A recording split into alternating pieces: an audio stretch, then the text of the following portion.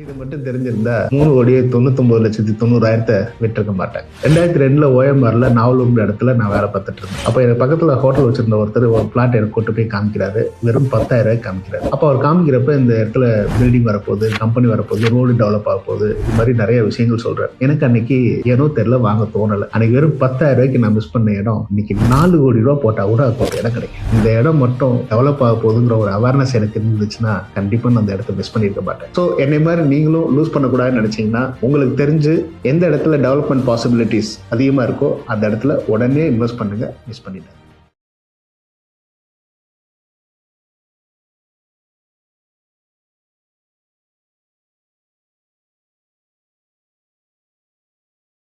நமக்குன்னு ஒரு சொந்த இடம் வாங்குறதே ஒரு வரம். அதுவும் நம்ம பெரியபாளையத்தம்மன் கோயில் பக்கத்துல வாங்குறது அதிர்ஷ்டம் இல்ல. குஹன் பில்டர்ஸ் இன் அனுகிரஹா, பெரியபாளையம் பவானி அம்மன் கோவில், வெரி நியர்பை. அப்புறம் என்ன, இனிமே தினம் கோபுர தரிசனம் தான்.